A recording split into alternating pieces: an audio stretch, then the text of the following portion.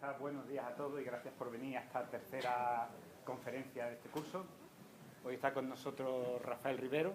Rafael fue maestro, ahora ya está jubilado y es miembro de la Sociedad Andaluza de Divulgación Científica. Como podéis ver, ha llenado la sala de aparatos hechos todos por él y nos va a mostrar cómo funciona. Y sobre todo nos va a dar un paseo a través de las diferentes formas de energía. Por favor, apagar los teléfonos móviles, que nos llamen en preciso momento. Y bueno, pues te dejo con nosotros. Muy bien, pues muchas gracias. Bueno, pues buenos días a todos, gracias por venir y en primer lugar quiero agradecer a Principia la invitación que me ha hecho a participar en este magnífico ciclo de conferencias que organiza los sábados, que yo creo que hace una labor impagable en la divulgación científica, algo de lo que estamos, creo, muy necesitados en este país. Bueno, primero voy a empezar por explicar un poco el título.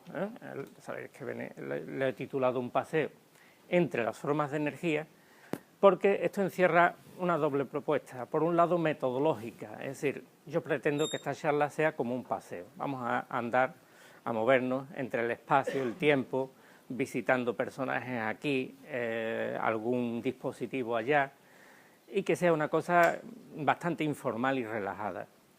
Y por otro lado, el contenido, sobre las formas de energía.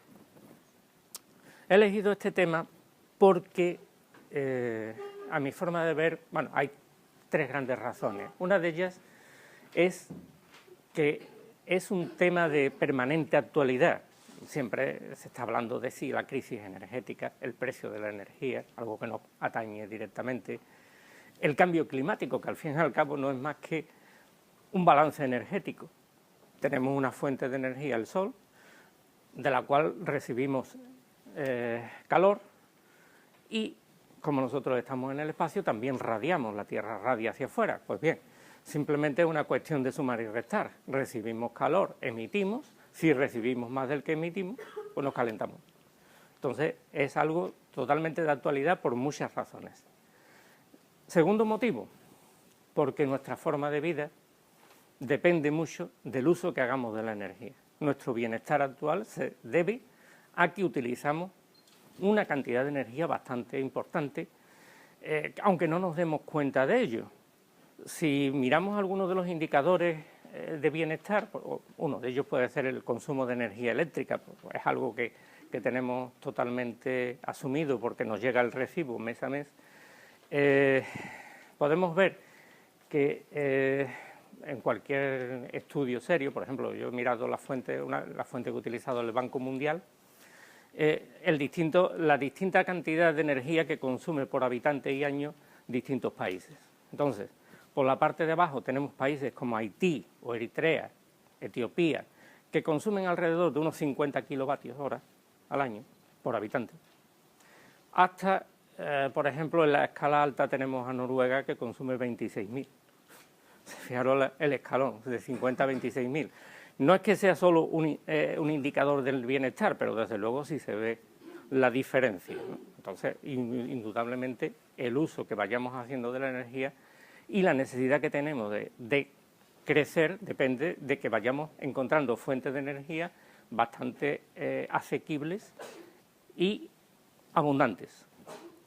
En tercer lugar, y último, porque creo que la energía es un concepto muy importante en el mundo de la ciencia para entender el mundo que nos rodea. Recuerdo haber leído en el libro que muchos conocerán, el libro de Feynman, Física, que en un momento de la introducción quizás decía que si por alguna circunstancia, por algún cataclismo, se perdiera todo el saber científico que tenemos y hubiera que transmitir una sola idea para que la posteridad pudiera rehacerlo, él pensaba que era la idea de átomos, de que todas las sustancias estaban formadas por átomos, que los átomos entre los átomos existía una fuerza de atracción y si se acercaban mucho una fuerza de repulsión. Bueno, pues a partir de este concepto él piensa que se puede reconstruir toda la ciencia y yo desde luego no soy quien para ponerle ninguna pega a lo que dice Feynman, pero permítanme al menos situar la energía, el concepto de energía, como la segunda idea que habría que salvar y transmitir a esa generación para que pudiera reconstruir el estado actual de la ciencia. Bien, pues dicho esto, vamos a entrar en materia y no funciona. Por favor. ¿De? Ah.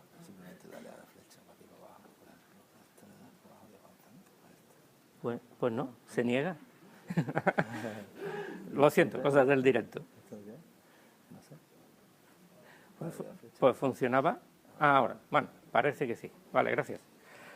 Bien, pues entremos en la energía. Ahí he puesto una diapositiva simplemente en plan introductorio de distintas fuentes de energía, ¿no? Bueno, por un lado, o formas de energía. Por un lado vemos la energía natural de esos rayos que caen, que es una energía intensa, fuerte, poderosa, incontrolada, y por otro lado vemos una ciudad iluminada en el fondo, donde estamos utilizando esa misma electricidad, pero de forma controlada, ¿no? Esta es nuestra situación actual.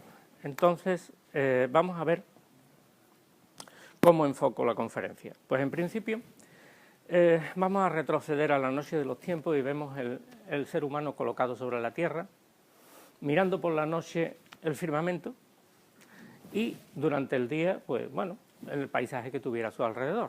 Indudablemente, el hombre estaba situado en el mundo, pero no tenía conciencia de que existía el mundo como tal, como lo conocemos hoy día. Pero, poco a poco, nuestra ciencia occidental, digamos que siempre se retrocede para ver sus orígenes al mundo griego. Pues nosotros vamos a retroceder al mundo griego, donde los primeros pensadores, hace 2600 años, al contemplar todo lo que nos rodea, esta diversidad que nos rodea, pues pensaron algo más. Es decir, vamos a ver qué subyace en todo esto. Evidentemente lo que nos rodea es algo muy complejo, pero a ellos se les ocurrió, bueno, pues ya que es lo complejo, vamos a dividirlo en partes y a ver dónde están, digamos, las sustancias elementales que forman todo. Y a eso le dieron varias respuestas. Algún pensador, pues, pensó en el agua, que estaba todo alrededor. Tales de Mileto, por ejemplo, hablaba del agua como el origen de todas las cosas. Pero también sus discípulos, pues, pensaban que bueno, que sí, que podía ser el agua, pero también podía ser el aire. Al fin y al cabo, el agua, la lluvia, cae del aire. Pues, de alguna forma, el origen de todo está en el aire, ¿no? ¿Y qué decir del fuego? Como decía Heráclito. Es decir, todo lo que vemos a nuestro alrededor está sujeto a unos ciclos, a unas transformaciones. Y el fuego es un elemento que transforma. Y finalmente, por mucho que pensemos en estos elementos, nos queda un residuo de todo, que es la tierra. Si quemamos una rama verde de un árbol, pues tenemos por un lado el fuego que se libera, por otro lado el humo, que es el aire. Tenemos el agua incluso, porque está en las savia de las plantas, y al final queda un residuo, la tierra, que es la ceniza. Bien, pues sobre estos 4 elementos vamos a hablar de las formas de energía. Empecemos por el fuego y al principio es una forma de energía natural que el hombre tuvo que aprender a controlar, pero que una vez que empezó a controlarla, pues empezó a utilizarla para diversos usos. Por ejemplo, simplemente transformar la arcilla en un recipiente donde pudiera trasladar el agua, donde pudiera contener el grano. Y de ahí, incluso, aparte de transformarse en un elemento útil, luego ese elemento útil se dio cuenta de que podía embellecerlo, que fuera simétrico, que se le hicieran algunas incisiones para que fuera más agradable a la vista, o incluso transformarlo en una obra de arte, como esos leones de los palacios babilónicos con la cerámica esmaltada, para lo cual necesitaban evidentemente el fuego, o fundir incluso metales. Entonces, realmente esa forma de energía estaba ya controlada y disponible, aunque no se pensaba que sirvieran para otra cosa. Quizás a partir de ya la época helénica, y tenemos arriba una diapositiva, una foto, que muestra un panorama de la ciudad de Alejandría, como indica su nombre, fundada por Alejandro Magno, donde se fundó la famosa escuela de Alejandría, en la que trabajaron muchísimos sabios, y entre ellos, ya en una época más cercana a nosotros, en el siglo I, Herón de Alejandría. Lo cito porque es el primero que utiliza el fuego como forma de energía, es decir, no solamente sirve para transformar las cosas, sino que además puede producir, por ejemplo, un movimiento. Famosa la heliopila de Herón, en la que con el vapor de agua produce un movimiento. Esta es la primera experiencia que vamos a ver. Tenemos aquí una heliopila casera, tiene un poquito de agua en su interior y vamos a calentarla para ver.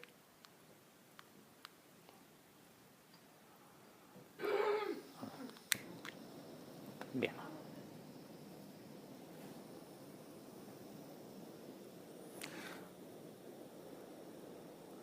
Hay que esperar un poquito que el agua se caliente.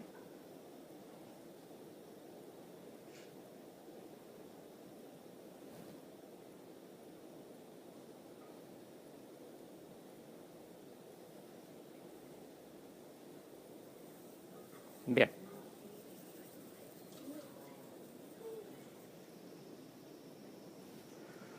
Bueno, aquí tenemos otro modelo de Principia que funciona exactamente igual. Bueno, quizás más presentable que el que acabo de hacer. El funcionamiento es simple, este lo tenemos todo en nuestra casa, la máquina, esta máquina es la simple olla donde se guisamos, ¿no?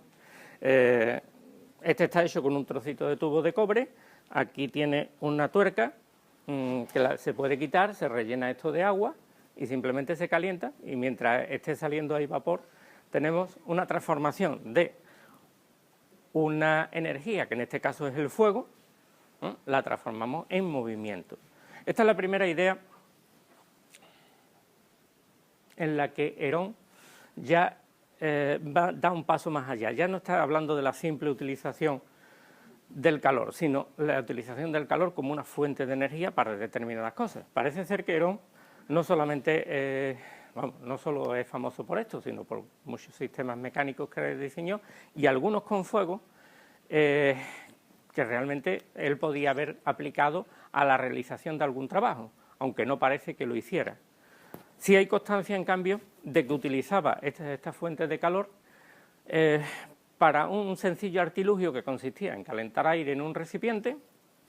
Al calentar ese aire, el aire se dilataba, a través de un tubo esa presión elevaba el agua a un recipiente que hacía de contrapeso para abrir, por ejemplo, la puerta de un templo. Imaginaos esto en la antigüedad, el asombro que debía sorprender al público asistente, ¿no? Que se abrieran aquellas puertas del templo simplemente utilizando una fogata, ¿no? Un fuego. Bueno, esto me recuerda un poco a una anécdota que contaba aquí Ángeles Bosmediano, que estuvo aquí hablándonos del grafeno en el 2012, 2013 aproximadamente, en que nos habló de una anécdota relacionada con André Geim, uno de los descubridores del grafeno. Como sabéis, además de recibir el premio Nobel por el descubrimiento del grafeno, había recibido anteriormente el premio Ig Nobel por un experimento que le llamaba, bueno, Ángeles nos decía que lo conocía bastante bien, el experimento Chorra de los viernes, que consistía en, bueno, aplicar un campo magnético potente a una rana y hacerla levitar.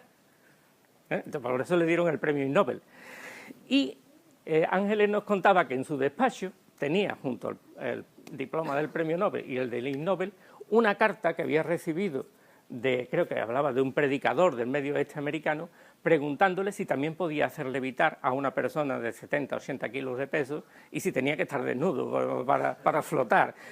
Lo cual me hace pensar que evidentemente las técnicas y la ciencia ha avanzado mucho, pero a veces la mentalidad de determinadas personas pues sigue un poco anclada en el pasado, ¿no?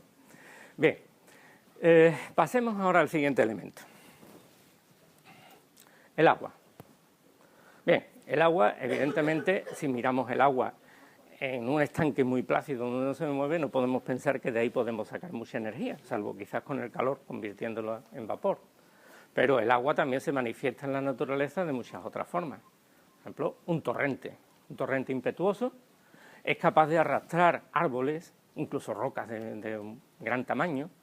Por lo tanto, parece lógico pensar, y ya desde la antigüedad muchos lo hicieron, ya al menos desde la época romana, se sabe, por ejemplo, esa inmensa rueda que está en Córdoba, es de la época romana. Simplemente es colocar esas paletas en el curso de la corriente y aprovecharlo para producir un movimiento con el cual se puede hacer un trabajo. Y de ahí, ¿cuál es el trabajo más, quizás, en que el primero se aplica? Pues la molienda del trigo. El trigo hay que convertirlo en harina y el procedimiento primitivo, no sé si se ve muy bien, aquí abajo tenemos una piedra de moler que se utiliza, manual, que se puede ver en cualquier museo arqueológico. Esta está tomada, no me acuerdo de qué museo exactamente, pero bueno, simplemente es una piedra más o menos de forma cóncava, se echa el grano y con otra piedra, dale que te pego, hasta reducir la harina. Este es un trabajo pues repetitivo, intenso, que quizás todavía, no sé si existe alguna tribu que lo sigue utilizando. Bien, pero ya te digo, desde la época romana, pues empieza a utilizarse esta fuerza de la corriente, pues para mover una piedra de molino. No sé si la veis desde allí, pero se trata simplemente de que aprovechamos, aquí no tengo un arroyo de donde represar el agua, lo lógico sería que aquí hubiese un arroyo, una presa, bueno, y simplemente una conducción de agua y por peso el agua impulsa la rueda y la rueda a su vez mueve la piedra de molino. Una aplicación sencilla que desde los tiempos romanos todavía hasta el siglo XX ha seguido utilizándose.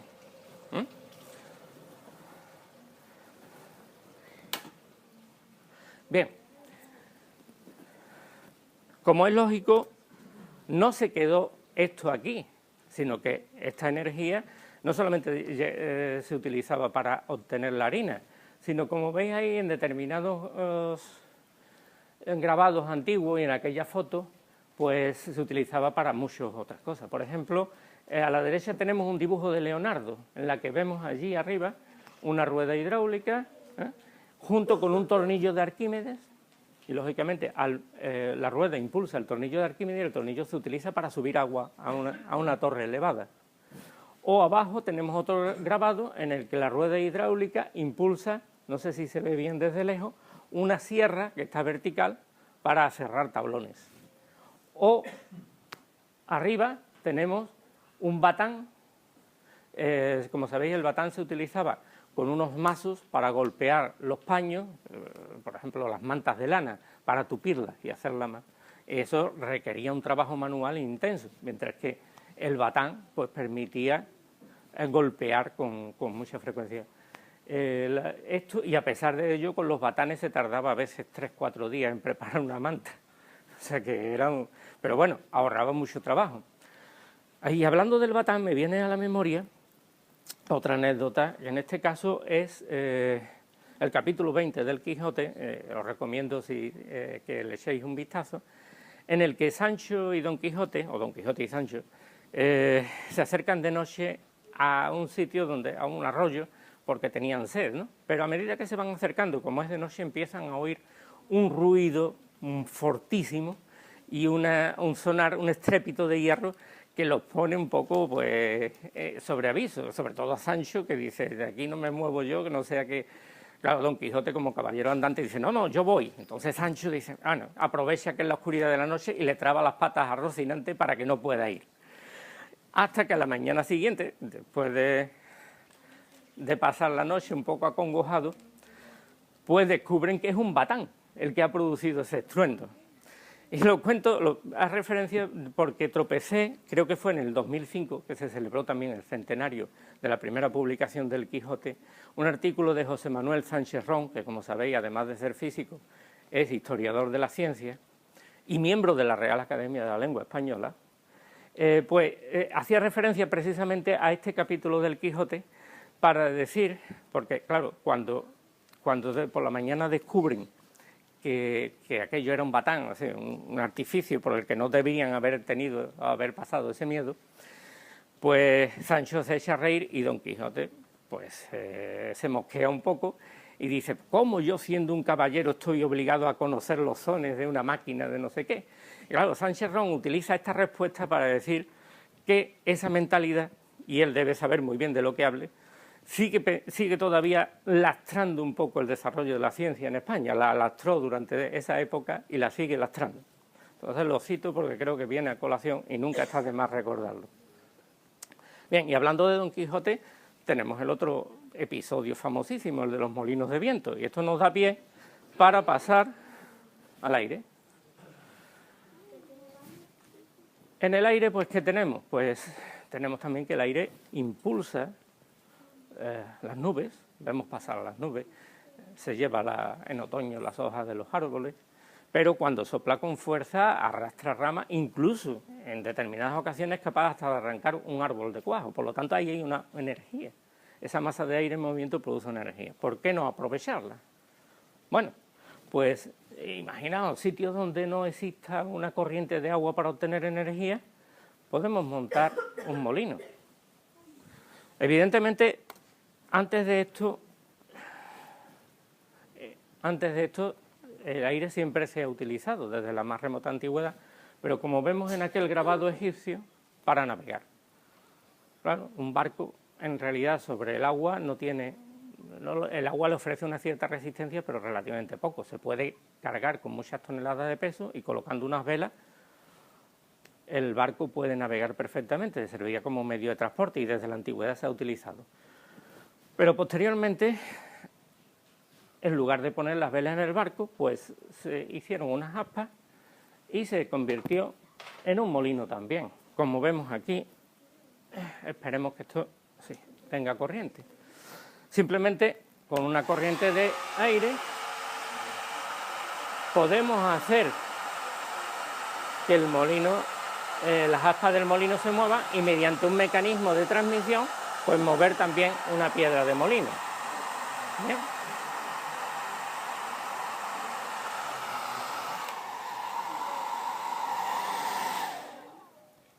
Como vemos aquí, el artilugio es bastante simple. Este no es exactamente como los molinos de viento que vemos en La Mancha, porque el sistema de transmisión difiere un poquito de este. No quiero tampoco que penséis que es exactamente igual. Aunque la transmisión es a través de madera, no se hace todavía con engranajes de hierro, ni mucho menos. Es prácticamente igual que este, pero ahora explicaré las diferencias, ¿no? Es igual que este, viene engrasado, aquí no le he puesto grasa por no princar, pero bueno, si está engrasado va mucho mejor, ¿no? En lugar de estar el eje totalmente horizontal, el eje está un poco inclinado, en los molinos reales está un poco inclinado, ¿no?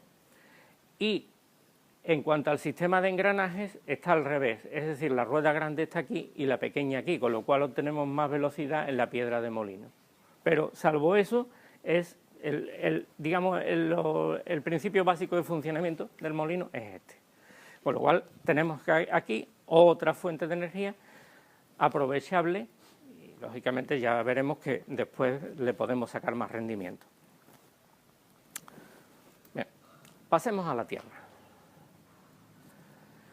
De la Tierra quizás sea un poco más difícil el pensar que algo que está aquí quieto se pueda obtener algo de energía. Pero algunas pistas hay. Por ejemplo, el magnetismo. De forma natural existen piedras que son capaces de atraer el hierro. No se sabe por qué, pero lo atraen. Tenemos el imán. Evidentemente es una forma de energía bastante desconocida. Solamente hasta tiempos muy recientes no se ha desentrañado el por qué funciona el imán. Pero bueno, a pesar de eso, a pesar de ser totalmente desconocida, tuvo su utilidad, que es la brújula. La brújula fue un instrumento inventado aprovechando la propiedad del magnetismo, que es que como la Tierra es un imán, pues cualquier aguja que esté imantada girará hasta apuntar más o menos al norte, que debe ser por allí, aproximadamente.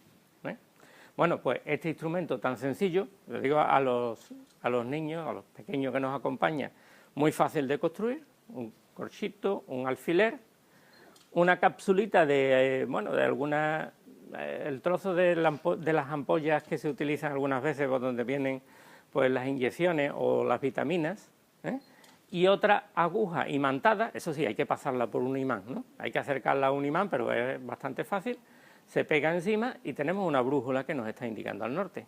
Y podemos jugar con ella, ¿no? Es decir, podemos colocarla encima de la mesa, acercarle un imán de verdad, ¿no?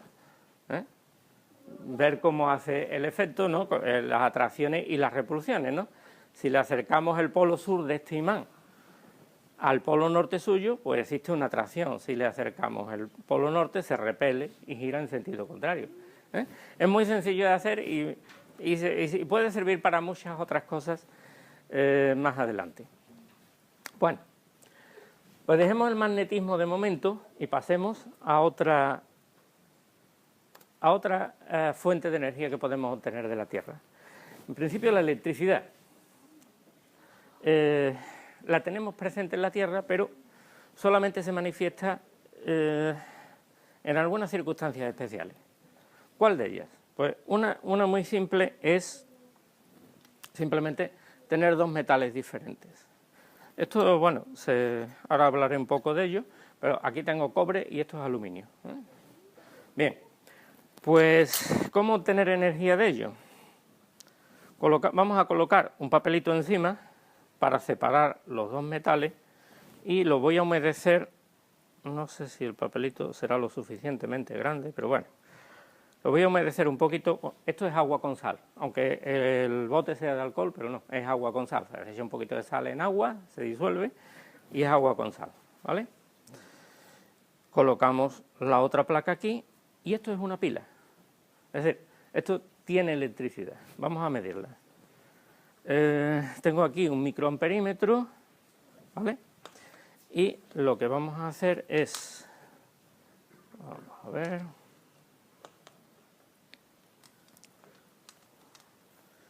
lo que vamos a hacer es conectar aquí, que no lo tenía, eso es. Vamos a conectar aquí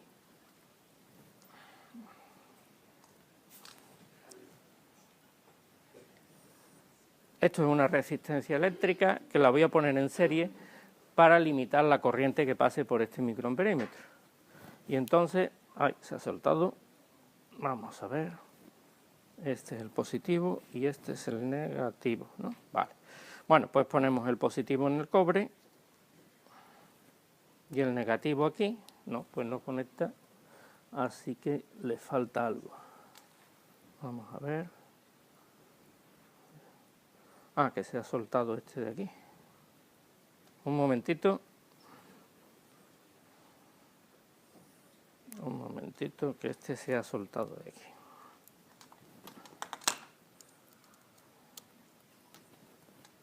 Este es el negativo. Lo voy a poner directo aquí.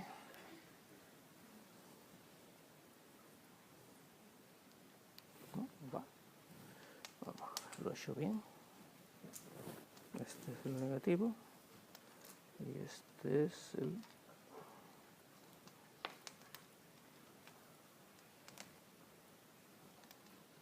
Este es el positivo. Pues debería ir. Bueno, tengo otra pila por aquí. Lo he probado antes, pero prometo que lo he probado antes. Vamos a ver. Este está aquí, este está aquí. Vamos a hacer la última prueba. Lo he probado, lo estoy probando al revés. No, pues no me va. Bueno, vamos a probar otro elemento que tengo aquí.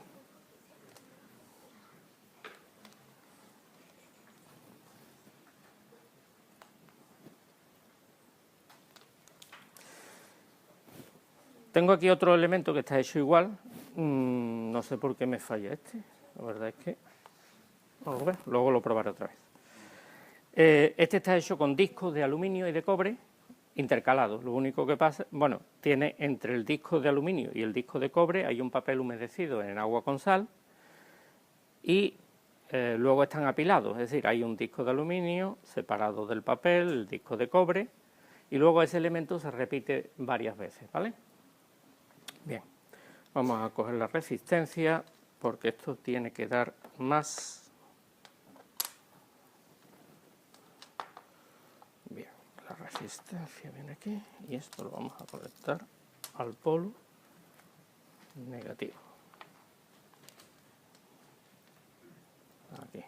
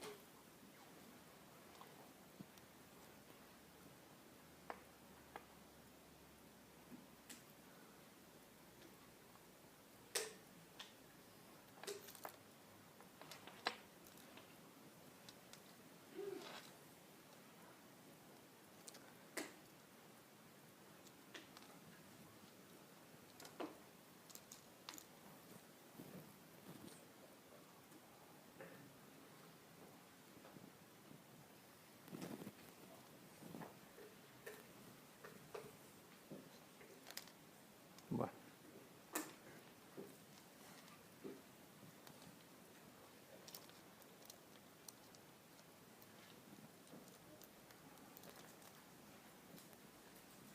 Bien, este sí.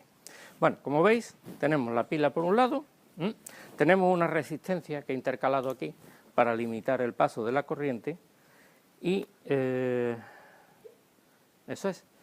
Y este para cerrar el circuito. Como veis, simplemente con el contacto de dos metales tenemos un paso de corriente bastante apreciable. En este caso está marcando 70 microamperios, pero bueno, con esto se puede lograr, yo he logrado llegar hasta 90 y tantos. Lo que pasa es que esto lo preparé hace un par de días para no montarlo aquí, que es bastante laborioso, y con el tiempo esto evidentemente la energía no la da de forma gratis, sino que aquí se produce una reacción química y claro, la reacción química termina por corroer los contactos, con lo cual hay que desarmarlo y volverlo a limpiar. Veis que aquí está oscurecido. Este lo he montado esta mañana, pero claro, venía ya bastante sulfatado, ¿no? Y entonces lo mismo el papel no me hace buen contacto. Vamos a intentar poner otro papel más grande.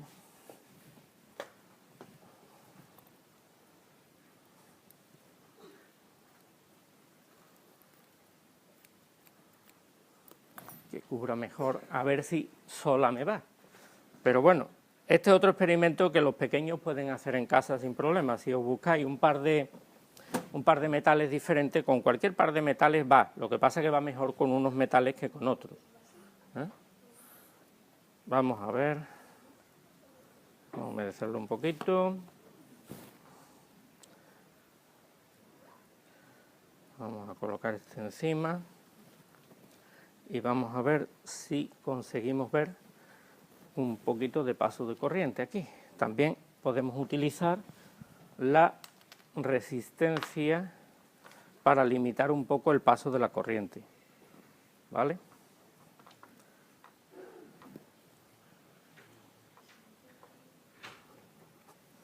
Vale. Tenemos aquí la resistencia y tenemos este que es el positivo en principio. ¿Debería ser este? Sí.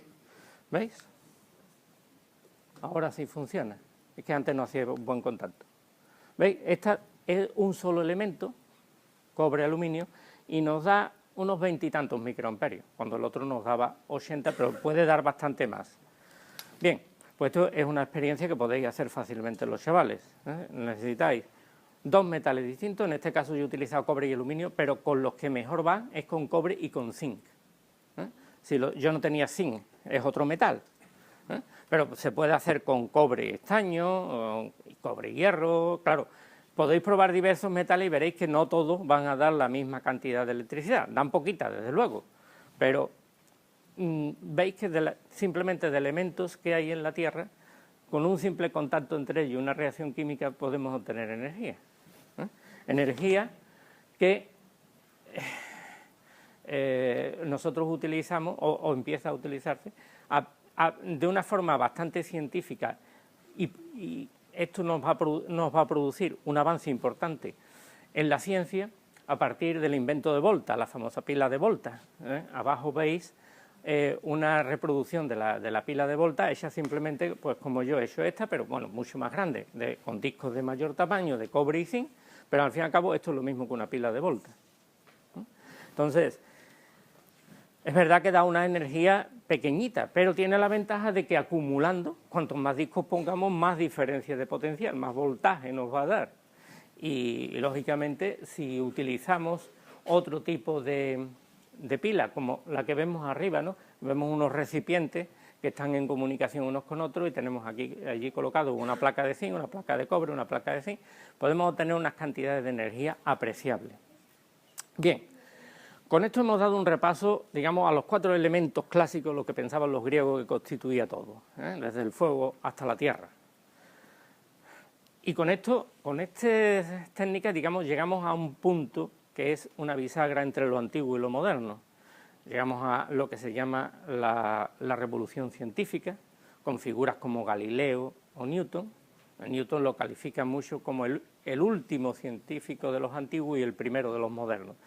Ahí hay una transición a partir de la cual empieza a dispararse el conocimiento científico de una forma exponencial casi, ¿no? Hasta nuestros días. Por lo tanto, yo he centrado dos puntos en el avance de la ciencia y el avance de la técnica. A partir de estos momentos se producen de forma simultánea y cada uno se realimenta al otro. Ciencia y técnica, a partir de estos momentos, son elementos que van a impulsar una revolución en nuestros días, sobre todo en relación al uso de esas fuentes de energía de una forma más intensa. Para ello, vamos a centrarnos en primer lugar, pues, en determinados descubrimientos científicos que van a posibilitar esto. En primer lugar, Ørsted, un físico danés, realiza un experimento crucial, algo que va a significar, va a tener una carga, a pesar de ser muy sencillo, va a tener una carga importantísima en el desarrollo posterior de la ciencia. Bien, aquí tenemos una aguja imantada y una barra metálica por la que puede circular la corriente eléctrica. Bien, como vemos, la aguja imantada está apuntando en una determinada dirección. Vamos a producir vamos a poner en marcha la fuente de alimentación y vamos a mandar una corriente eléctrica a través de este hilo conductor, ¿no? En este caso es una barrita, para que no haya dudas, no es de hierro, es de latón, con lo cual no hay interacción con el hierro, no hay interacción magnética. Bien, haciendo pasar una corriente eléctrica, vemos que la aguja se desvía, ¿vale? Y además se ha desviado en esta dirección, ¿no? La punta se ha ido hacia allá. Pero si invertimos el sentido de la corriente, es decir, hacemos que la corriente pase ahora en sentido contrario, la aguja se desvía en sentido contrario también. ¿Qué nos está diciendo esto? Esta es otra cosa que podéis hacer también los pequeños. No hace falta que haya ahí una aguja tan grande, sino con la brújula que os he enseñado antes, ponéis un cablecito encima y una pila y hacéis pasar la corriente y veréis cómo la aguja se os desvía. Bien, ¿qué nos está diciendo esta experiencia? Pues nos está diciendo que esa corriente eléctrica de alguna forma interacciona con el imán. Es decir, la corriente eléctrica tiene propiedades magnéticas, digámoslo así. Bien, tendría que pasar un poco de tiempo, pero hay una figura que además aquí tiene mucho más sentido hablar de ella, que es Faraday. Esta sala se llama Sala Faraday, si no me equivoco. Bien, pues Faraday es un científico cuya vida es conveniente leer porque es muy instructiva. Veréis, Faraday fue una persona excepcional en muchos aspectos. De pequeño no recibió una instrucción muy esmerada. De hecho, salió pronto del colegio y a los 14 años sus padres lo colocaron de aprendiz en un taller de encuadernación. No tenía más instrucción, pero sí tenía una voluntad, una chispa. Esto me recuerda a una obra que hay por ahí de un biólogo, René Dubos, que se llama Un Dios interior o algo así. Bueno, pues esa chispa que tenía dentro, que le impulsaba a leer lo que llegaba allí al taller de encuadernación, y poco a poco se fue interesando por los aspectos científicos y demás. Acudía a las charlas que se daban, charlas divulgativas de este tipo, que se daban ya en su época. Estamos hablando de 1800, principios de 1800, o sea que estamos hablando de 200 años largos atrás. Pues la Royal Institution de Londres daba charlas divulgativas y Faraday asistía a estas charlas divulgativas y tomaba apuntes. Y luego, cuando ya tenía una buena colección de apuntes, los encuadernó, formó un libro y se los mandó a Davy, que entonces era una figura allí en la Royal Institution. Bien, Davy al principio no le echó mucha cuenta, pero uno de sus ayudantes, tuvo un accidente de laboratorio y se quedó sin ayudante. Y entonces se acordó de aquello que le había enviado Faraday y lo llamó. Y desde el momento en que puso los pies en la Royal Institution ya no volvió a salir. Toda su vida la dedicó consagrada allí y la labor científica que hizo fue admirable. Bueno, vamos a ver algunas cosas de las que hizo Faraday. Ya teníamos la idea de que una corriente eléctrica pues crea un campo magnético. O sea, que Faraday, una de las cosas que se le ocurrió, pues fue la de hacer una bobina de cobre, hilo de cobre, por donde pudiera pasar la corriente eléctrica y situarla más o menos alineada con un imán, ¿vale? Entonces, si a esta bobina le hacemos pasar una corriente eléctrica, vamos a ver qué ocurre. ¿Habéis visto? Hay una repulsión. Es decir, el simple hecho de que pase una corriente eléctrica produce una repulsión en la bobina. La bobina intenta girarse e vamos a poner el imán más en línea, así. Pues se vea claramente que es una repulsión, ¿veis? La empuja hacia afuera. Si hacemos pasar una corriente eléctrica, sí, lo voy a repetir, pero ahora lo voy a hacer al revés. Por cierto, si alguien quiere comentar algo, está libre de hacerlo, sí, preguntar cualquier cosa sobre la marcha, que no os quedéis con dudas, sino al final pues también podemos hablar un poquito. ¿Veis? Ahora voy a hacer pasar la corriente, pero en sentido contrario. ¿Qué ha pasado? Efectivamente, ahora ha sido atraído por el imán. Bueno, ¿qué nos está demostrando este experimento? Pues que el simple paso de una corriente eléctrica convierte esta bobina, que no tiene nada de hierro, es simplemente cobre puro, en un imán, con sus polos, polo norte y polo sur, porque interacciona con el imán. Bien, el siguiente paso es, bueno, hemos visto una corriente eléctrica. Una corriente eléctrica, es decir, digamos, un fluido en movimiento, no llamemos todavía un fluido de electrones porque no se sabía que existían, no sabía. Pues tenemos un fluido en movimiento que se transforma en un imán, que se puede transformar en un imán. Y a la inversa funcionará, es decir, si yo tomo una bobina y muevo el imán, ¿qué pasará? Vamos a verlo. Entonces vamos a utilizar el microamperímetro que tenemos aquí.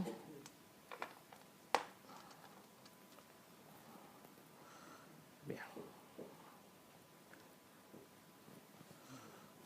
esta y esta.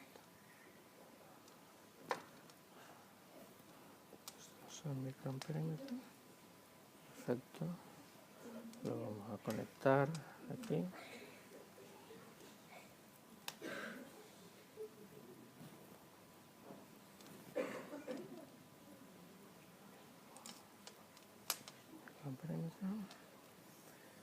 Y tenemos aquí el dispositivo.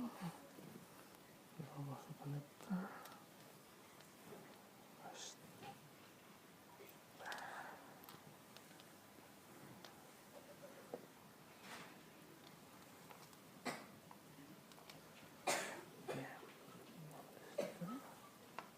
Aquí.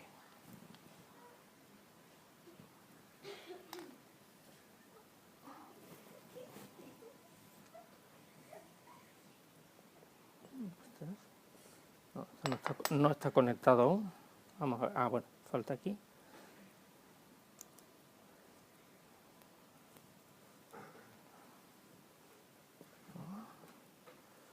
No lo he conectado. Este lo bobina, este el otro. Esto la resistencia.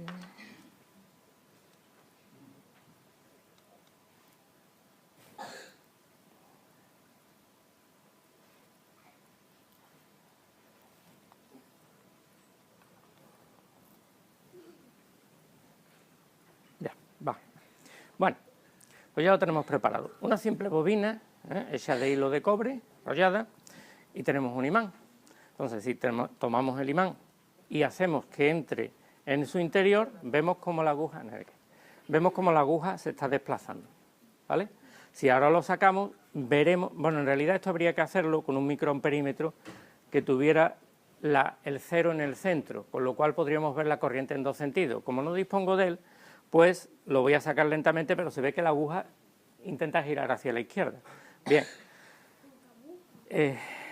¿La ves? ¿Desde ahí? ¿No la ves? Bien. Bueno, como vemos, si lo introducimos lentamente obtenemos una cierta cantidad de corriente, ¿vale? Pero si lo introducimos a mucha más velocidad, veis que la corriente es mucho más fuerte. Luego, prácticamente estamos demostrando que no solo el paso de la corriente eléctrica, el fluido, crea un imán, sino que el imán en movimiento hace que ese fluido, que de alguna forma está en el hilo de cobre, se desplace y por lo tanto nos cree una corriente eléctrica. Estos dos principios son los del electromagnetismo, que nos pueden permitir desarrollar otras muchas ideas. Por ejemplo, ¿sería posible trasladar la corriente eléctrica de un bobinado a otro sin que se toquen? Bueno, vamos a ver si lo conseguimos. Tenemos aquí unas piezas de hierro, ¿vale? No son imanes, como se ve, no se quedan pegados. Y lo que vamos a hacer es un montaje relativamente sencillo. Vamos a colocar esta pieza de hierro, este cilindrito y colocamos aquí una bobina. Vamos a colocar esta otra bobina aquí. Hay que decir que los hilos de estas bobinas no se tocan, porque las bobinas están bobinadas alrededor de un tubito de PVC, por lo tanto que es aislante. Esto no deja pasar corriente eléctrica, ¿vale? Y vamos a cerrar aquí, ¿de acuerdo? Bien. Vamos a medir la corriente por este dispositivo, que yo creo que tiene que funcionar porque estaba conectado con esa bobina. Bien, pues vamos a coger y vamos a hacer pasar la corriente eléctrica por esta primera bobina, ¿vale? Esta segunda es la que está conectada al medidor. Entonces vamos a hacer pasar corriente eléctrica por esta primera, la que está aquí a este lado, ¿vale? No sé si... Bien, sí. ¿Veis? Nada más que conectar, ¿qué habéis visto? Ha pasado una corriente... Pero aparte de la chispa que hay aquí, mirad la aguja. Es verdad, la chispa es lo más atractivo, ¿verdad? pero habéis visto que nada más que conectar se produce la aguja se mueve, y cuando desconecto, o sea, cuando conecto, la aguja se mueve, pero se carga desconectada y ya no se mueve más. Si desconecto, la aguja vuelve a moverse, ¿vale? Bien, pero fijaros que la corriente está pasando por esta primera bobina y, sin embargo, se está trasladando la corriente eléctrica, como por arte de magia, a la otra, ¿vale? En realidad no es magia, tiene su explicación. Bien, pero no solamente eso, ese es el principio del transformador, ¿eh? Es decir, nosotros, los transformadores, por ejemplo, aquel que tiene la fuente de alimentación, no es más que un bobinado, por el que pasa una corriente eléctrica, y otro segundo bobinado arrollado en torno a este, del que obtenemos la corriente eléctrica. Pero regulando el número de vueltas de un lado y de otro, podemos hacer que la tensión que tengamos en un sitio sea más alta o más baja que la que tenemos en principio. Bueno, voy a dejar conectada la corriente un momentito para observar otra cosa curiosa. Habéis visto cómo he montado esto, ¿no? Bien, ahora está pasando una corriente eléctrica. Mirad. ¿Se ha quedado pegado? No, no es magia. Simplemente, efectivamente, al paso de la corriente eléctrica, ¿qué ocurre? Claro, la bobina es un imán. Al ser un imán, el hierro es magnético. Por lo tanto, hemos convertido la bobina en un electroimán. Ya ahora todavía queda un magnetismo residual ahí. Cuando pase un rato se despegará, porque esa expresión, pero lo hemos convertido en un electroimán, ¿vale? ¿El qué? Aquello, pues vente un día aquí a la charla de Principia. Esa precisamente es una jaula, hablando de Faraday, es una jaula de Faraday, pero no vamos a hablar de ella ahora. ¿Qué estábamos hablando? Bueno, esta es una aplicación muy importante, ¿eh? El electroimán se utiliza para muchas cosas. Fijaros, todavía tiene aquí magnetismo remanente. Bueno, pero otra cosa para la que puede utilizarse. Ya tenemos dos aportaciones de Faraday importantes al campo del electromagnetismo, ¿eh? Pero hay una más que vamos a ver.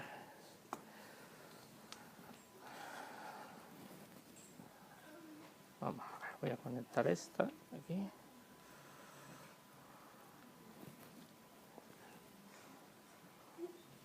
Y voy a conectar esta aquí. Bueno, vamos a ver si medio funciona. Y es esta. ¿Qué es esto? Pues un simple motor. Digamos que es uno de los antecesores del motor. Sí, pero eso porque yo le estoy tocando al cable. Estás muy atento, ¿eh? Hay que estar atento a todas estas cosas. Bien, digamos que es un principio de motor. Claro, evidentemente no es un motor muy importante, no es un motor que tenga un gran rendimiento, pero es, digamos, el padre de todos los motores que se utilizan actualmente. Y no tiene bobinado, simplemente es un imán por el que está pasando una corriente eléctrica. Esa corriente eléctrica va en un sentido, digamos que, por ejemplo, asciende a través del imán, pero luego baja, llega a este disco de cobre, el disco de cobre lo reparte por estas barras y sale por aquí. Entonces, tenemos una corriente eléctrica en un sentido y otra corriente eléctrica en otro sentido. ¿Qué pasa? Esas corrientes eléctricas se están convirtiendo en imanes, y esos imanes tienen los polos opuestos, con lo cual se repelen. Ya tenemos ahí una fuerza que impulsará a este motor. Ya digo que en principio no es un motor muy eficiente. Sin embargo, es curioso que el primer ministro británico en una ocasión le preguntó a Faraday, porque estaría viendo uno de estos... bueno, en realidad el motor era más parecido a aquel, ¿no? El que él montó, ¿no? Que, por cierto, creo que es uno de vuestros módulos que tenéis ahí, ¿no? En la sala. Bueno, pues el primer ministro le preguntó que eso para qué servía. Eso me lo han preguntado a mí muchas veces también. Dice, bueno, esas cosas que hace, ¿para qué sirven? ¿Vale? Y Faraday tuvo una respuesta, bueno, se habla de dos tipos de respuestas. Una le dijo, bueno, pues ¿para qué sirve un recién nacido? Y por otra parte le dijo, bueno, algún día podrá grabar esto con impuestos. No sé para qué le dio la idea, pero se la dio, vamos. Bien, como decía, este motor no es muy eficiente. Sí tengo por aquí otro motorcito, un poquito más, que se basa en los principios del electromagnetismo, pero un poquito más elaborado, a pesar de ser tan pequeñito. Ya esto se va pareciendo mucho más a los actuales. Fijaros, es un bobinado de cobre alrededor de un tapón de corcho, con una pila y situado entre dos imancitos, ¿no? Esto en principio debería funcionar. Debería funcionar. Vamos a cerrar el circuito, efectivamente. ¿Veis? Un motorcito, este sí se parece mucho más a los actuales. Un bobinado dentro de un campo magnético. Mientras esté pasando la corriente,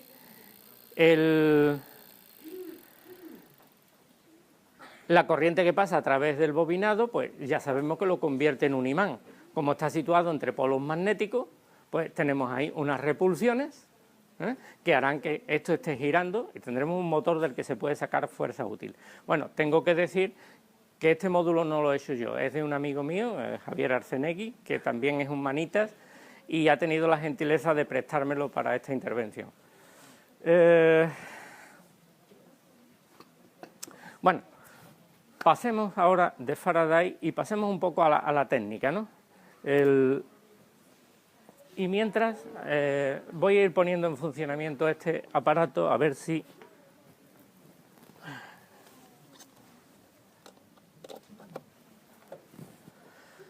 Bueno, pues como hemos hablado antes, ciencia y técnica se retroalimentan y coinciden las dos en el mismo momento en el que se produce la llamada revolución industrial. Cuando estamos hablando de estos experimentos de Faraday, ya estaba en marcha la revolución industrial, que arranca en Inglaterra, pues primero con el uso, en la obtención de cada vez de mayores cantidades de hierro y ese hierro con mejores cualidades mecánicas para producir cosas, gracias al uso del carbón, del coque, del cual existían abundantes minas allí en Inglaterra. Y por otro lado está en sucesivos perfeccionamientos que tiene lugar la máquina de vapor. La máquina de vapor, al final, lo que hace es aprovechar la idea primitiva de Herón, que tenía ya, pues estamos hablando del siglo I, al siglo 1700 años, 1500, entre 1500 y 1600 años, ya hubo muchos, aunque la máquina de vapor se le adjudica o está siempre relacionada con Watt, o Watt, se pronuncia, aunque está relacionada con él, ya existían inventos anteriores sobre la máquina de vapor. Lo que hace Watt es mejorar inventos anteriores. Existían máquinas más primitivas como aquellas, después perfeccionadas como la de Newcomen, pero todavía bastante poco eficiente. Es verdad que podían producir un trabajo, pero a costa de consumir una gran cantidad de combustible. La máquina de vapor de Watt, ahí tenemos un ejemplo de ella, pero evidentemente sufrió distintas transformaciones. Lo mejoró simplemente porque las primeras máquinas lo que hacían era calentar el cilindro, donde el vapor de agua se formaba, pero luego lo enfriaban. Y luego lo volvían a calentar y luego lo enfriaban. Luego tuvo la idea de utilizar un lugar de enfriamiento distinto del de calentamiento, con lo cual se ahorraba mucha energía. Y posteriormente, bueno, o en la época de Watt se inventaron otras máquinas térmicas, pero evidentemente la máquina de Watt fue fundamental para el desarrollo posterior de muchísimas cosas que revolucionaron el mundo, entre ellas, por ejemplo, las locomotoras. Se hacen, a partir de esos momentos se pueden construir máquinas que arrastren grandes cantidades de peso y por lo tanto sirvan para el transporte. Vemos diversas formas de locomotoras y por supuesto máquinas que movidas por vapor se aplican a diversos campos, a la agricultura, en las cosechadoras, en una máquina de tejer para mover los buzos, máquinas para la industria, etcétera. En la época de Watt también se inventa otra máquina térmica que mejora y que de hecho hasta hoy es la que produce mayor rendimiento, que es el motor Stirling. El motor Stirling está inventado hacia el año 1820, 1830 aproximadamente, no lo recuerdo con exactitud, pero a diferencia de la máquina de vapor, no funciona con vapor de agua, sino simplemente con aire caliente. Aquí tenemos un prototipo de motor Stirling, que no sé si lo he puesto, bueno, todavía está muy frío, esperemos que vaya calentándose un poquito. Consiste básicamente en un motor de aire caliente. En este caso el aire está encerrado en el interior de estos cilindros, ¿vale? Dos que tenemos aquí. Tenemos esos cilindros que aquí hacen el papel de pistones, están encerrados en otros llenos de agua. Lo que pasa es que este agua es agua caliente, se va a calentar, en este caso yo la estoy calentando con una resistencia de lavadora, y esta que es un depósito de agua fría, ¿vale? El principio del funcionamiento de este motor pues es más o menos el siguiente. Como el agua aquí está caliente, todavía está poco, está templadita nada más, se supone que va a calentar el aire que está encerrado dentro de este cilindro. Bien, al calentarlo ese aire se dilatará y intentará subir, con lo cual nos va a impulsar la rueda. Estos cilindros están comunicados interiormente a través de este tubo que veis debajo. Hay un tubo de cobre abajo que entra por el interior de estas papeleras, que yo utilizo como cilindros, y aunque ahora no se ve, pasan por el interior y llegan más o menos hasta esta altura, con lo cual el aire que está dentro de esos cilindros se comunica. Bien, entonces, hemos dicho cuando aquí el aire se dilata, impulsa este cilindro hacia arriba, pero además cuando llega al punto más alto, que sería este, aquí ya no puede seguir expandiéndose más. Por lo tanto, si quiere seguir expandiéndose, tiene que pasar por el interior del tubo e irse al otro cilindro. Claro, el otro cilindro todavía está bajo un poquito, este está un poquito bajo, así un poquito más alto, ahí, más o menos. Bueno, intentará llegar a este cilindro y terminará de moverse hacia acá. Bien, terminará de hacerle esa expansión. Pero ¿qué ocurre cuando hacemos la rueda sigue girando? Claro, este está lleno de aire, pero cuando baja, el aire se impulsa hacia el otro cilindro, ¿vale? Bien, lo que pasa es que me parece que se me ha aflojado aquí, más o menos. Se me ha aflojado esto. Bien, hemos dicho entonces, al bajar, este va a impulsar el aire hacia el otro cilindro y cuando llegue allí se volverá a calentar, volverá a dilatarse y volverá otra vez a repetir todo el ciclo. Bien, vamos a esperar que alcance una temperatura más adecuada y mientras tanto, pues vamos a ver. Una cosa importante en la construcción de este motor es que los dos cilindros tienen que estar desfasados. Es decir, como veis, uno está ahora mismo horizontal y el otro debe estar perpendicular hacia abajo, ¿vale? Eso es fundamental para que funcione y el ciclo pueda desarrollarse con toda normalidad. Bien, vamos a esperar un poquito que se vaya calentando. La verdad es que tenía que haberlo puesto en funcionamiento antes. Todavía es pronto.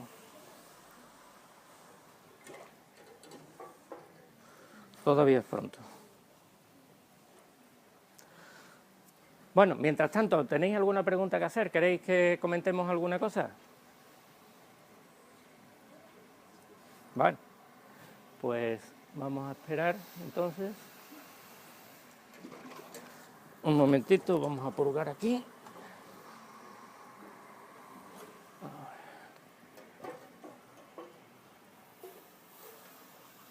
Está todavía frío.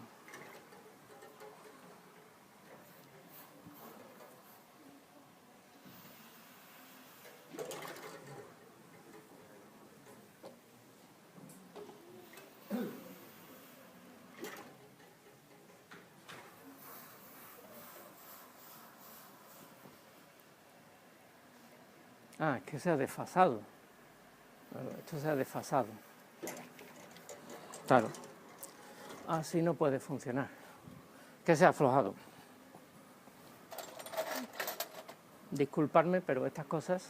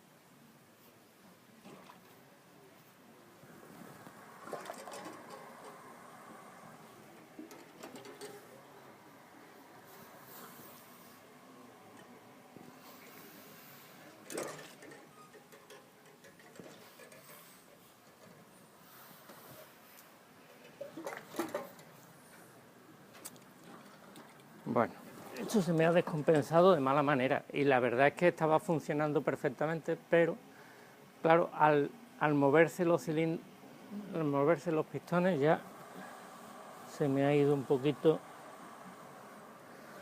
Esperemos que no le falte agua.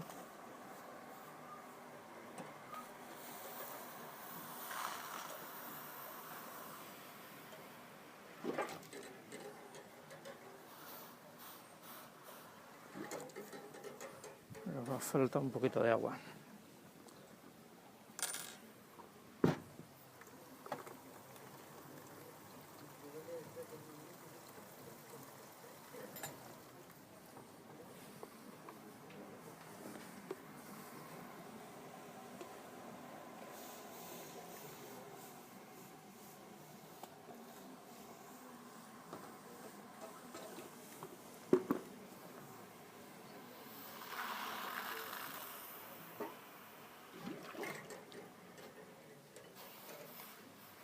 No termina de ir.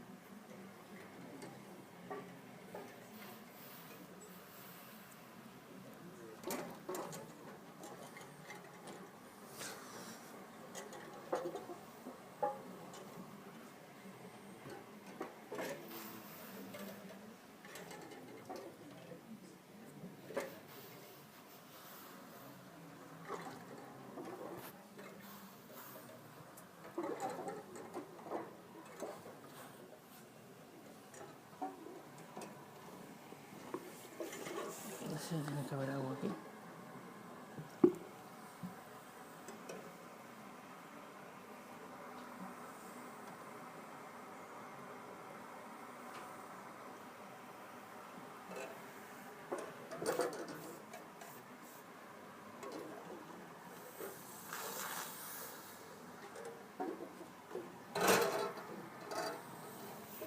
Bueno, pues disculparme, pero no parece que ahora vaya a conseguir ponerla en funcionamiento.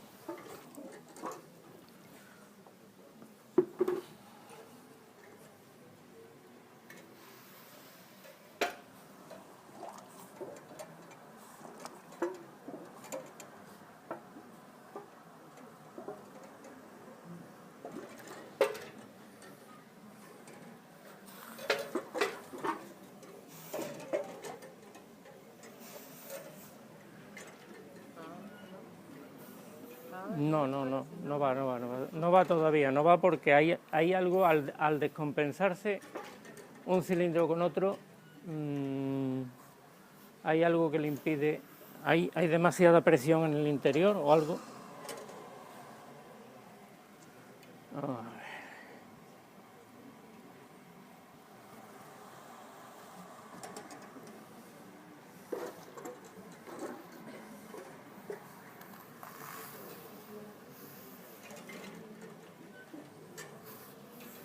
No termina de ir. Lo siento porque la verdad es que ha estado funcionando, funcionó ayer y funcionó esta mañana y de momento no sé qué ha pasado ahí que no me va. Así que bueno, de todas formas vamos a darle un poco de tiempo y al final vamos a cerrar ya la conferencia, pues porque nos estamos pasando, llegando al momento actual, ¿no? En el momento actual, todas estas fuentes de energía que tenemos, que hemos obtenido del aire, de la tierra, del agua, tenemos que seguir utilizándolo, si bien en otra forma, hoy en forma de electricidad. Vamos a seguir utilizando el agua, ¿no? Allí arriba a la izquierda tenemos una central hidroeléctrica donde utilizamos la presión del agua para mover, en este caso no un molino como allí, sino mover unos generadores eléctricos que nos permitirán utilizar esta energía que tenemos allí en los pantanos, en el salto de agua, utilizarla en nuestras casas. Vamos a seguir utilizando también el aire, pero evidentemente no en forma de molino de viento, sino esos aerogeneradores con unas palas de mayor eficiencia que nos producirán también electricidad. Y por supuesto de la tierra vamos a seguir extrayendo elementos. Uno de los elementos más abundantes es el silicio, con el cual podemos producir paneles fotovoltaicos que transformarán la luz del sol en electricidad.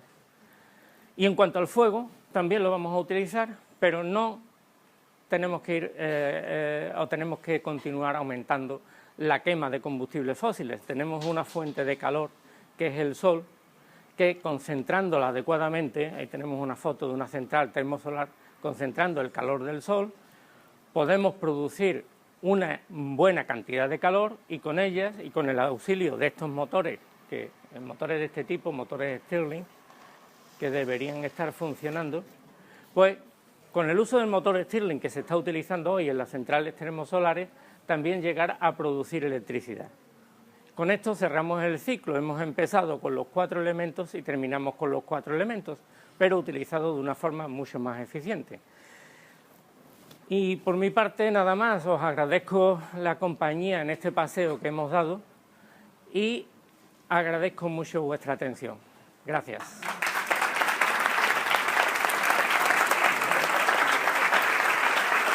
Lástima el motor.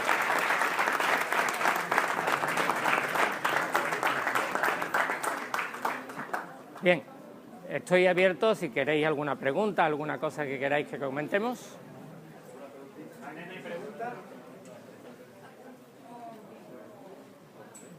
Las latas esas están por debajo, no tienen tapa, ¿no? No, estas tapas, exactamente, estas tapas están huecas, y el tubo de abajo llega al interior, llega más o menos a esta altura, con lo cual el aire que está en el interior de los cilindros se comunica uno con el otro.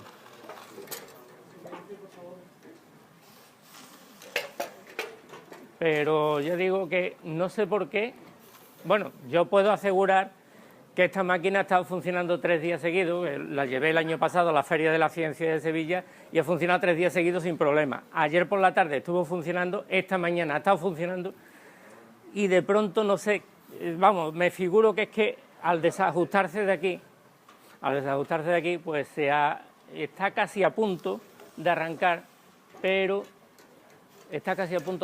no termina de arrancar del todo. Ya casi va,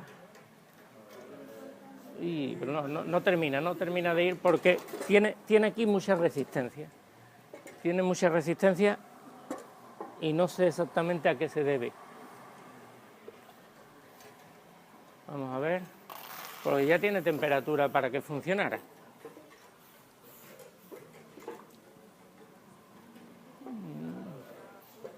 No termina de ir. Sigue teniendo mucha resistencia. No sé si es que está ya demasiado caliente. No, todavía le falta temperatura. No ha llegado ni a 80 grados. O sea que debería funcionar.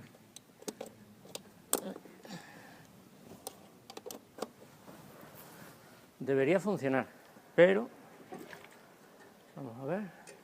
En el momento que deje de ofrecer resistencia, a ver.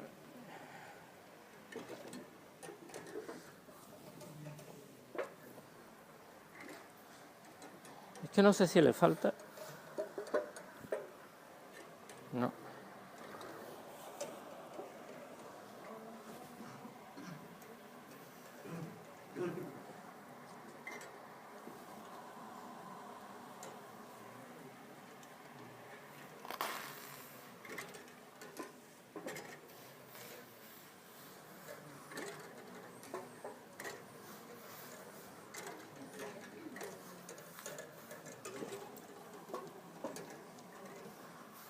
Que puede que se haya condensado mucho vapor dentro y no lo haya purgado a tiempo. Porque presión hay, cuando abro el grifo sale presión. Pero... Ay, vamos a ver.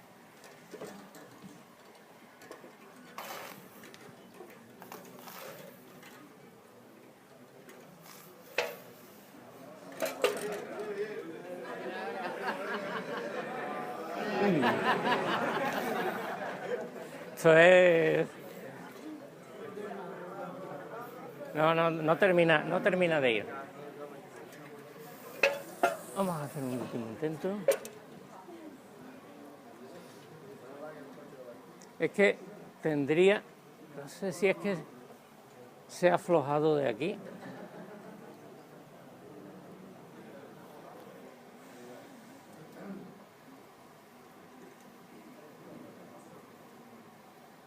A ver.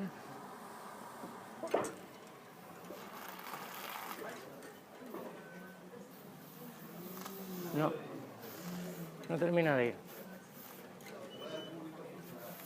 Sí, eso suele pasar, vamos.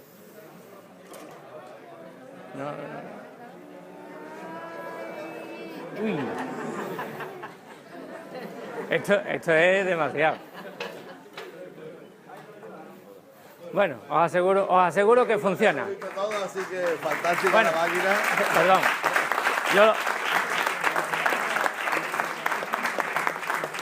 Me gustaría dedicar este aplauso, inmerecido por mi parte, pero a mi familia, particularmente a mi mujer, porque esta Navidad la verdad es que le he dedicado poco tiempo preparando estos cacharros y sobre todo ha aguantado sin resistir y sin protestar que le llenara el salón de diversos artilugios. Yo creo que se lo merecen ellos. Un aplauso para ellos.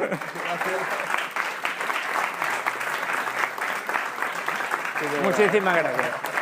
Pues como ya sabes, cada vez que acaba una charla damos el rodillo antigravitatorio, pues ya te lo has ganado también, así que bienvenido a la orden. Muchísimas Muchísimas gracias para mí también pues, de estar con vosotros. Enhorabuena y fantástica. Y siento que no hayáis podido ver esto en funcionamiento, todo, pero bueno. En la Feria de la Ciencia de Sevilla podéis venir a verlo, que estará expuesto de nuevo. Bueno, yo este año no pensaba llevarlo, pero bueno. Seguramente estará por allí. Muy bien. Muy bien, pues muchas gracias y muchas gracias a ustedes. Gracias para vosotros.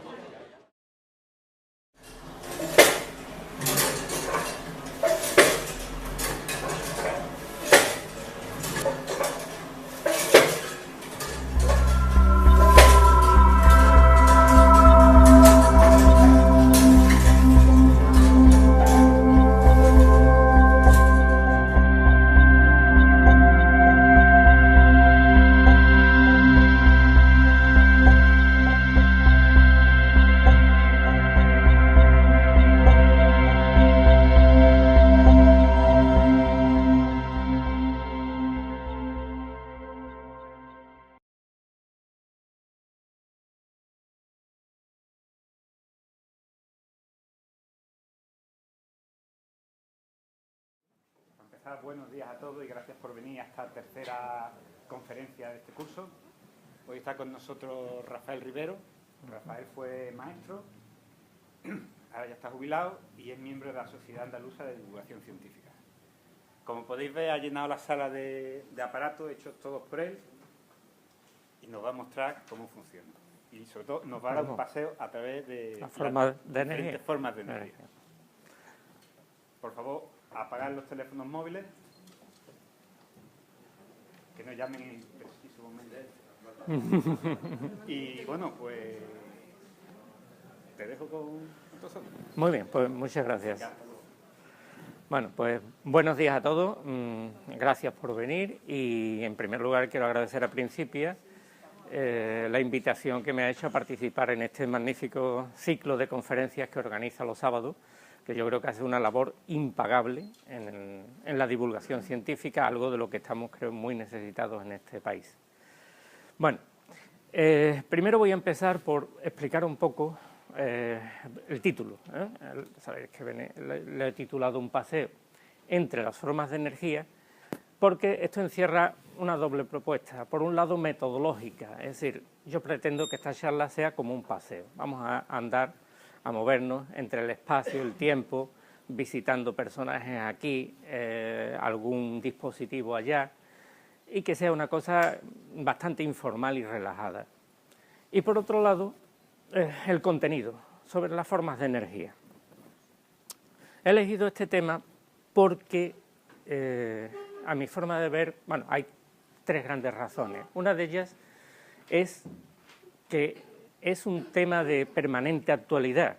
Siempre se está hablando de sí, la crisis energética, el precio de la energía, algo que nos atañe directamente, el cambio climático, que al fin y al cabo no es más que un balance energético. Tenemos una fuente de energía, el sol, de la cual recibimos calor y, como nosotros estamos en el espacio, también radiamos, la Tierra radia hacia afuera. Pues bien, simplemente es una cuestión de sumar y restar. Recibimos calor, emitimos, si recibimos más del que emitimos, pues nos calentamos. Entonces, es algo totalmente de actualidad por muchas razones. Segundo motivo, porque nuestra forma de vida depende mucho del uso que hagamos de la energía. Nuestro bienestar actual se debe a que utilizamos una cantidad de energía bastante importante, aunque no nos demos cuenta de ello. Si miramos algunos de los indicadores de bienestar, uno de ellos puede ser el consumo de energía eléctrica, pues es algo que tenemos totalmente asumido porque nos llega el recibo mes a mes. Podemos ver que en cualquier estudio serio, por ejemplo, yo he mirado la fuente que ha utilizado el Banco Mundial, la distinta cantidad de energía que consume por habitante y año distintos países. Entonces, por la parte de abajo tenemos países como Haití o Eritrea, Etiopía, que consumen alrededor de unos 50 kilovatios hora al año por habitante. Hasta, por ejemplo, en la escala alta tenemos a Noruega, que consume 26.000. Fijaros el escalón, de 50 a 26.000. No es que sea solo un indicador del bienestar, pero desde luego sí se ve la diferencia, ¿no? Entonces, indudablemente, el uso que vayamos haciendo de la energía y la necesidad que tenemos de crecer depende de que vayamos encontrando fuentes de energía bastante asequibles y abundantes. En tercer lugar, y último, porque creo que la energía es un concepto muy importante en el mundo de la ciencia para entender el mundo que nos rodea. Recuerdo haber leído en el libro que muchos conocerán, el libro de Feynman, Física, que en un momento de la introducción quizás decía que si por alguna circunstancia, por algún cataclismo, se perdiera todo el saber científico que tenemos y hubiera que transmitir una sola idea para que la posteridad pudiera rehacerlo, él pensaba que era la idea de átomos, que todas las sustancias estaban formadas por átomos, que los átomos entre los átomos existía una fuerza de atracción y si se acercaban mucho una fuerza de repulsión. Bueno, pues a partir de este concepto él piensa que se puede reconstruir toda la ciencia y yo desde luego no soy quien para ponerle pega a lo que dice Feynman, pero permítanme al menos situar la energía, el concepto de energía, como la segunda idea que habría que salvar y transmitir a esa generación para que pudiera reconstruir el estado actual de la ciencia. Bien, pues dicho esto, vamos a entrar en materia y no funciona. Por favor. ¿De? Ah.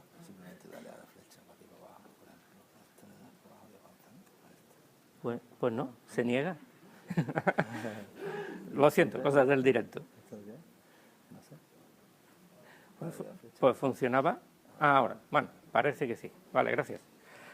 Bien, pues entremos en la energía. Ahí he puesto una diapositiva simplemente en plan introductorio de distintas fuentes de energía, ¿no? Bueno, por un lado, o formas de energía. Por un lado vemos la energía natural de esos rayos que caen, que es una energía intensa, fuerte, poderosa, incontrolada, y por otro lado vemos una ciudad iluminada en el fondo, donde estamos utilizando esa misma electricidad, pero de forma controlada, ¿no? Esta es nuestra situación actual.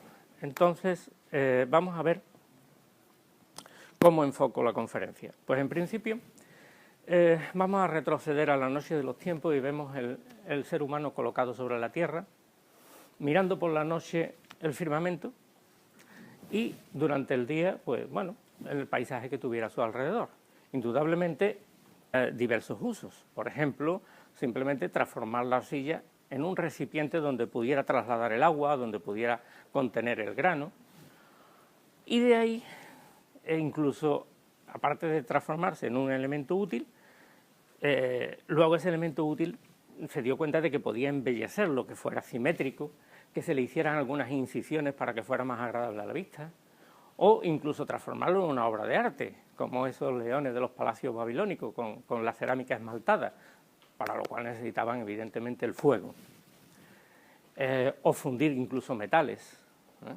Entonces, realmente esa forma de energía estaba ya controlada y disponible, aunque no se pensaba que sirvieran para otra cosa. Quizás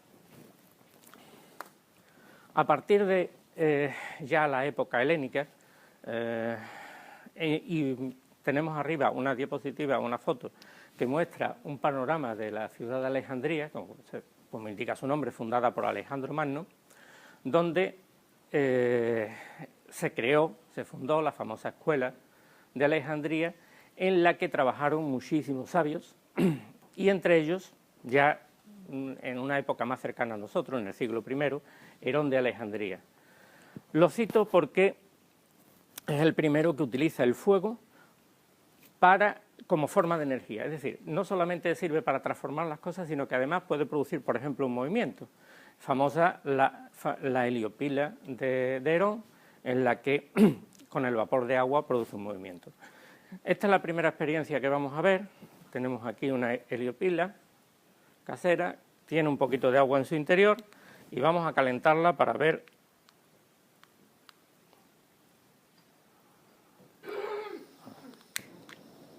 Bien.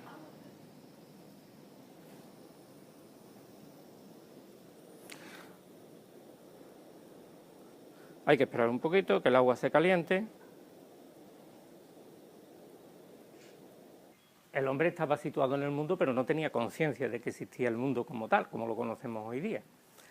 Pero, poco a poco, nuestra ciencia occidental, digamos que siempre se retrocede para ver sus orígenes al mundo griego. Pues nosotros vamos a retroceder al mundo griego, donde los primeros pensadores, hace 2600 años, al contemplar todo lo que nos rodea, esta diversidad que nos rodea,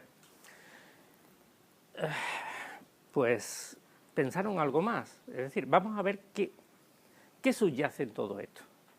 Evidentemente lo que nos rodea es algo muy complejo, pero a ellos se les ocurrió, bueno, pues ya que es lo complejo vamos a dividirlo en partes y a ver dónde están, digamos, las sustancias elementales que forman todo. Y a eso le dieron varias respuestas. Algún pensador, pues, pensó en el agua, que estaba todo alrededor. Tales de Mileto, por ejemplo, hablaba del agua como el origen de todas las cosas. Pero también su discípulo, pues, pensaban que sí, que podía ser el agua, pero también podía ser el aire. Al fin y al cabo, el agua, la lluvia, cae del aire. Pues de alguna forma el origen de todo está en el aire, ¿no? ¿Y qué decir del fuego? Como decía Heráclito. Es decir, todo lo que vemos a nuestro alrededor está sujeto a unos ciclos, a unas transformaciones. Y el fuego es un elemento que transforma. Y finalmente, por mucho que pensemos en estos elementos, nos queda un residuo de todo, que es la tierra. Si quemamos una rama verde de un árbol, pues tenemos por un lado el fuego que se libera, por otro lado el humo, que es el aire. Tenemos el agua incluso, porque está en la savia de las plantas, y al final queda un residuo, la tierra, que es la ceniza. Bien, pues sobre estos 4 elementos vamos a hablar de las formas de energía. Empecemos por el fuego y al principio es una forma de energía natural que el hombre tuvo que aprender a controlar, pero que una vez que empezó a controlarla, pues empezó a utilizarla para